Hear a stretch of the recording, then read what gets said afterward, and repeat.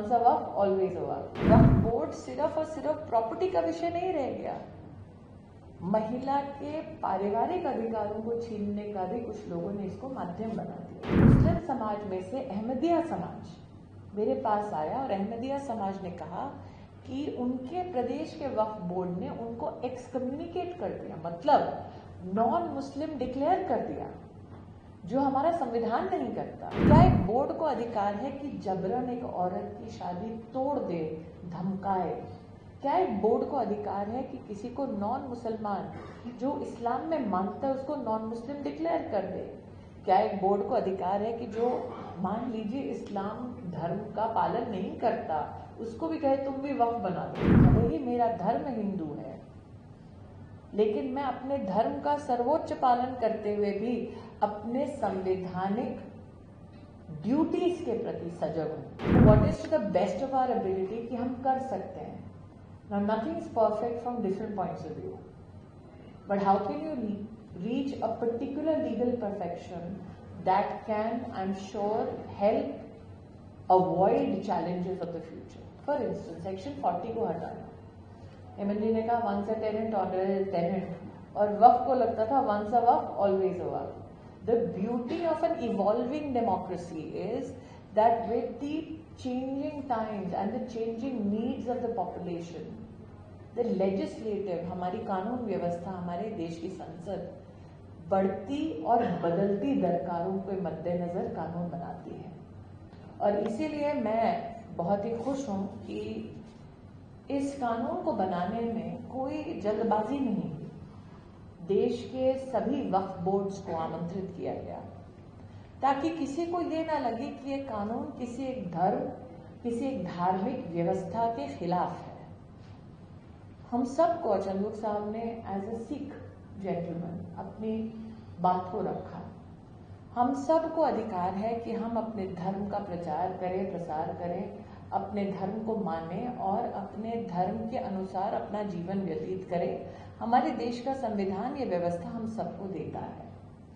लेकिन एक सिक्का आज जो इस मंच पे था, जो मेरी ओर से था, वो है लेजिस्लेटिव का, वो है एडमिनिस्ट्रेशन का, कि जब हम एक संवैधानिक पद पर बैठते हैं तब हमें अपने धर्म की दृष्टि से नहीं, अपने संविधान की दृष्टि से जनता की सेवा करनी होती है। इसलिए आज निश्चित रूप से 2-3 बातें वक्फ बोर्ड के संदर्भ में जो मेरे अनुभव में मैंने देखी और मुझे थोड़ा उसको देखकर चिंता हुई, वो ये है।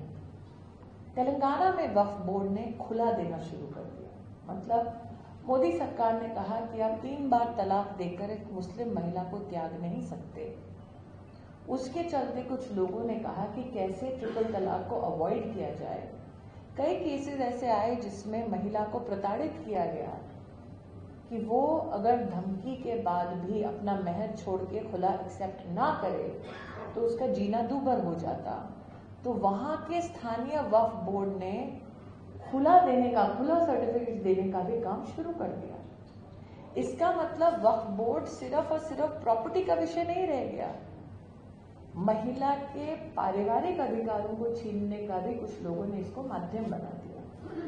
आंध्र प्रदेश में मंत्री रहते हुए मेरे सामने एक भयावह स्थिति तब प्रस्तुत हुई जब मुस्लिम समाज में से अहमदिया समाज मेरे पास आया और अहमदिया समाज ने कहा कि उनके प्रदेश के वक्फ बोर्ड ने उनको एक्सकम्युनिकेट कर दिया, मतलब नॉन मुस्लिम डिक्लेयर कर दिया, जो हमारा संविधान नहीं करता, जो सरकार नहीं करती। वो सारी की सारी एक्स्ट्रा कॉन्स्टिट्यूशनल पोजीशन एक प्रदेश के वक्फ बोर्ड ने अपने में समाहित कर ली, और किसके कहने पर? जमात के सपोर्ट में।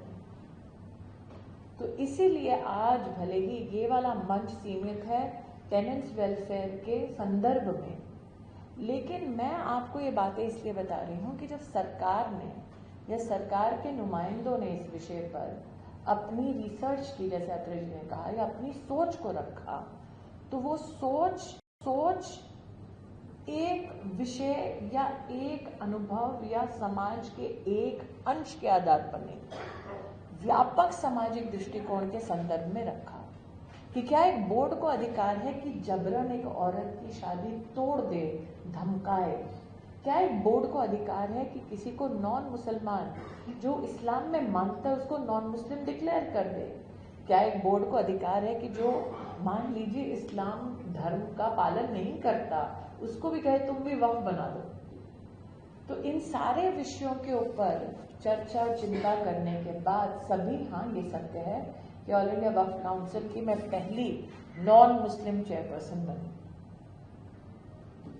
लेकिन जब मेरे पास ये जिम्मेदारी आई, ये जरूरी था कि मैं समाज को ये बताऊं कि भले ही मेरा धर्म हिंदू है, लेकिन मैं अपने धर्म का सर्वोच्च पालन करते हुए भी अपने संवैधानिक ड्यूटीज के प्रति सजग हूं। और मेरे धर्म के लिए इससे बेहतर मेरी कोई श्रद्धांजलि नहीं हो सकती कि मेरे धर्म ने मुझे समझाया है, मुझे सिखाया है कि जब आप एक जिम्मेदार पद पर हो तब आप निसंकोच अपने समाज, अपने राष्ट्र के हित को देखते हुए कदम उठाओ।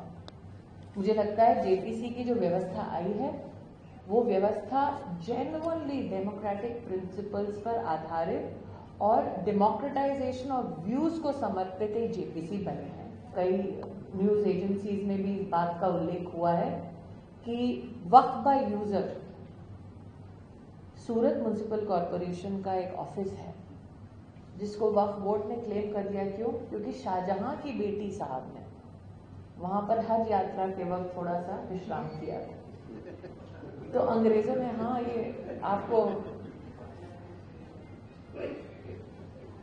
तो अंग्रेजों ने उस वक्त उसको इस्तेमाल कर लिया था ऑफिस के हिसाब से। फिर देश आज़ाद हुआ तो म्यूनिसिपैलिटी ने कहा कि हमारा ऑफिस हो गया, तो उन्होंने कहा नहीं, शाहजहां की बिटिया साहब ने यहाँ पर विश्राम किया था। अब ये हाँ, कर्नाटक में पूरा का पूरा मैदान है, वहाँ पर जो सरकार की है, वहाँ कुछ लोगों ने कहा भाई सरकारी मैदान है, क्या गणेश चतुर्थी के लिए हमें मिल सकता है पंडाल लगाने के लिए?